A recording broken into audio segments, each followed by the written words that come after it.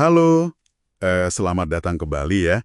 Hari ini kita bahas bab 4 dari The Code of the Extraordinary Mind. Fokusnya keren banget nih, menulis ulang model realitas Anda. Pernah nggak sih Anda mikir, seberapa besar sih kendali kita atas realitas yang kita alami? Nah, bab ini kayaknya punya jawaban menarik. Sumber kita ini bilang, kita semua itu hidup berdasarkan keyakinan-keyakinan, model realitas kita lah istilahnya. Dan seringnya kita nyerap ini tanpa sadar dari kecil. Masalahnya, banyak yang justru membatasi.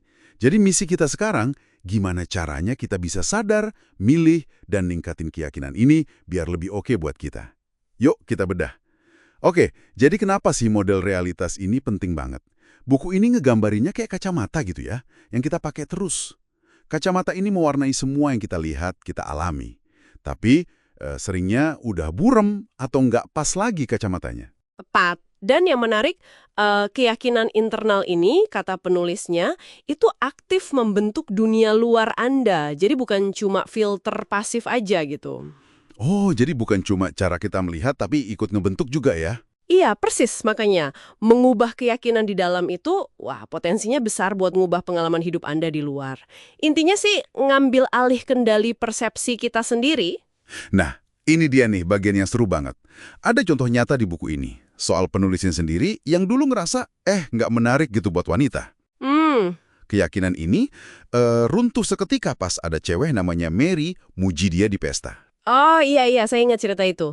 Cuma gara-gara satu pujian ya? Iya, satu pengalaman itu cukup buat ngehancurin model realitas lamanya dia soal daya tarik. Dan dampaknya kan luar biasa ya, kemampuannya buat ngobrol, berinteraksi itu berubah total. Katanya sampai akhirnya dia nikah sama wanita impiannya. Gila sih. Ini nunjukin kalau yakinan lama itu bisa jadi rapuh juga. Bisa diganti cepat dan ngubah arah hidup banget. Ada contoh lain juga soal uang, ini menarik nih. Penulisnya cerita dia ngerasa nggak nyaman banget sama sukses finansial, sampai nyumbangin semua untungnya. Wah, kok bisa gitu ya? Nah, baru ketahuan setelah sesi hipnoterapi sama Marisa Peer. Ternyata itu model realitas yang membatasi dia. Hipnoterapi. Jadi tuh ngebantu ngeakses alam bawah sadar ya buat nemuin akarnya. Betul. Dalam kasus dia akarnya dari masa kecil.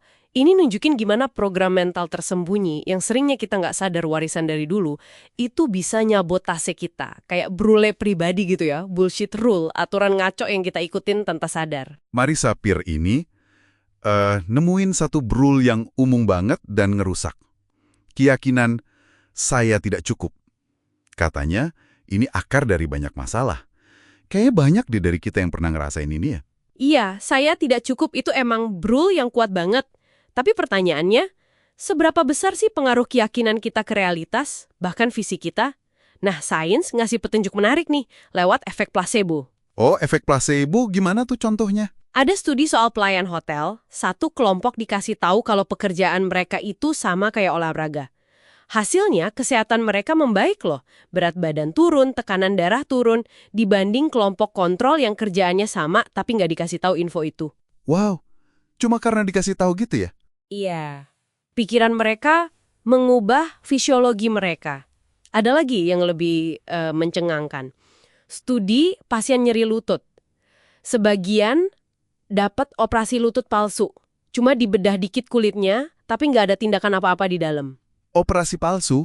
Terus gimana? Hasilnya, 6 bulan kemudian yang dapat operasi palsu itu ngelaporin rasa sakitnya berkurang sama banyaknya kayak yang dioperasi beneran. Serius? Serius. Ini benar-benar bikin kita mikir ya, batas antara pikiran sama materi itu setipis apa sih sebenarnya? Oke. Jadi, apa nih intinya buat kita sehari-hari? Nah, ini nyambung ke hukum keempat di buku ini. Tulis ulang model realitas Anda.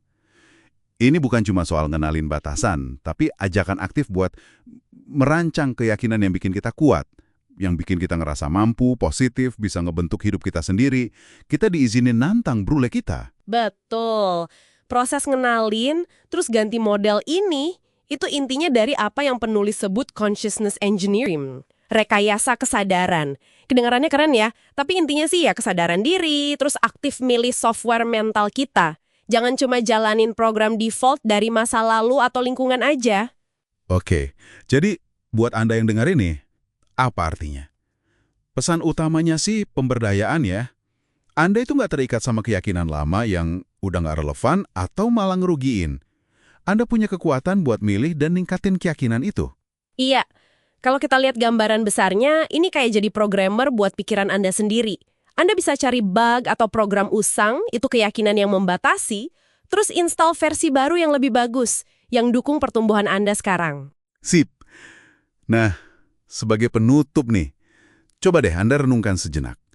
Model realitas mana dalam hidup Anda, mungkin soal kemampuan diri, hubungan, atau sukses, yang rasanya udah paling kadaluarsa? Mana yang paling siap buat Anda tulis ulang? Mungkin mulai hari ini?